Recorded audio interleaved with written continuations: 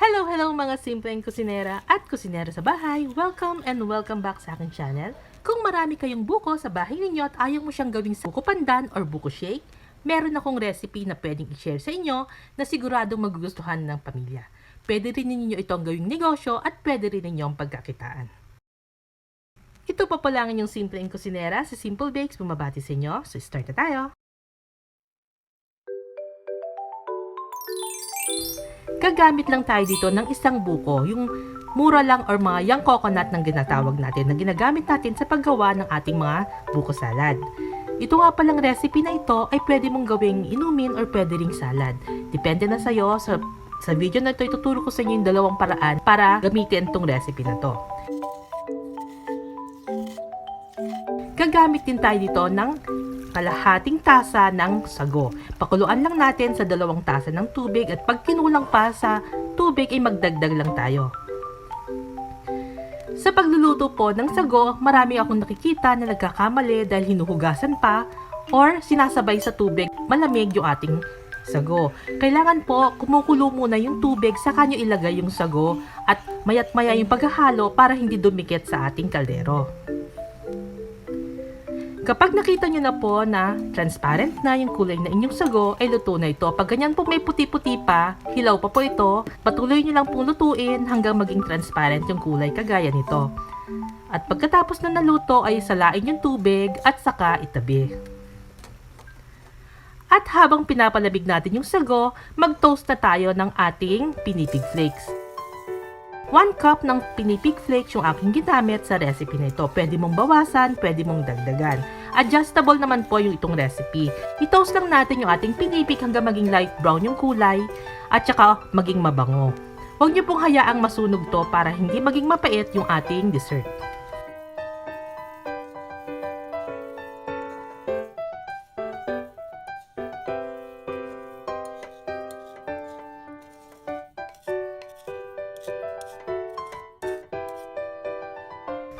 At sa isang malaking bowl, paghaluin na natin yung ating buko at nalutong sago.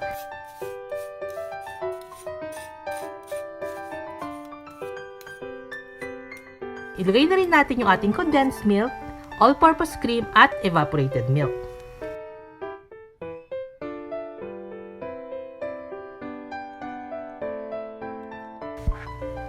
Meron po akong nagawang costing sa end ng video kung gusto nyong gamitin tong pangnegosyo or gusto nyong magkaroon lang ng idea kung ang magkano yung ginastos ko. Nasa end po ng video yung complete recipe at costing. At syempre, huwag nyong itatapon yung sabaw ng ating buko. Kailangan din po natin yon para ihalo sa ating salad.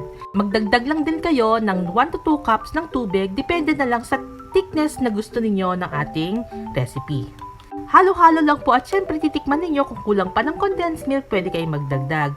Sa recipe nito, naubos ko yung isang buong condensed milk dahil halos 3 cups or 4 cups po yata ng tubig kasama na yung ating buko ang nagamit ko. Kung gusto nyo pong bawasan yung ilalagay nyong tubig, ay magbawas din kayo na inyong condensed milk na ilalagay kasi baka maging masyado siyang matamis. At kapag nahalo na natin lahat, ilagay natin sa ibabaw yung ating nalutong pinipig flakes.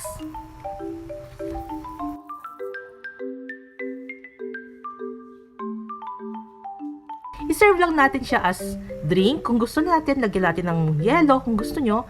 Or pwede natin gawin yung isang version. Ilagay natin sa mga cups at saka natin i-freezer ng mga 2 hours. Ito po palang pinipig niya ito habang tumatagal at nakababad sa tubig, magsuswell siya. Ito yung magiging dahilan para maging malapot yung ating pinipig drink. So pag gusto mo siyang gawing salad, lagay mo lang yung ating pinipig at maghintay ka lang sandali, lalapot na siya. Ito po, nalagay na sa freezer ng 2 hours. Ganyan po yung kanyang itsura. Medyo lumambot na at naging makunat na yung ating pinipig. Naiiba po siya kasi kung mahilig ka sa pinipig at gusto mo yung amoy o lasan niya, magugustuhan mo to. Naalala ko to, ganito yung parang similar to sa ginagawa ng lola ko nung maliit ako. So kahit anong paraan ng pagluluto, pwedeng inumin siya, pwedeng as salad, Nasa sa inyo na kung meron kayong nasobrahan or sobra sa inyong iinumin, pwede nyo gawin ganitong paraan. At syempre, pwede nyo itong ibenta kung gusto nyo pagkakitaan, pwede rin namang merienda ng pamilya. Mga 20 salad cups po yung nagawa ko dito.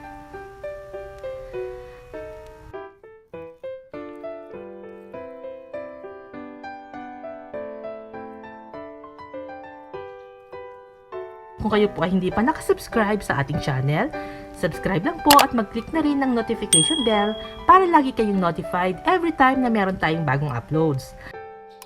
At meron na rin po tayong Facebook page. Kung hindi pa po kayo nakafollow, follow nyo lang po ako sa aking Facebook page. At syempre, kung gusto nyo mag-share ng inyong mga recipe at gusto nyo pang matuto na mas marami pang recipe sa iba't ibang tao o members nating grupo, meron na rin po tayong Facebook group. Pwede kayong mag-share na inyong mga recipe at sabay-sabay din tayong matuto sa mga ituturo ng ibang mga members. Salamat po sa inyong panonood at hanggang dito na lang po ang ating video. Happy cooking, happy eating! See you on my next video. Bye po!